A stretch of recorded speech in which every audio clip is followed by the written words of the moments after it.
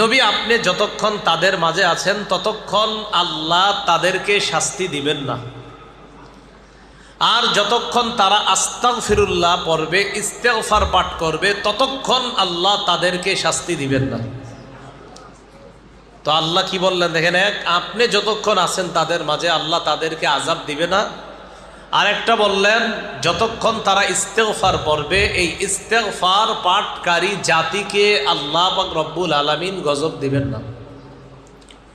ক্বালা রাসূলুল্লাহ সাল্লাল্লাহু আলাইহি ওয়াসাল্লাম, মান লাজিমাল ইস্তিগফার জাআলাল্লাহু মিন কুল্লি দীকিন মাখরাজা।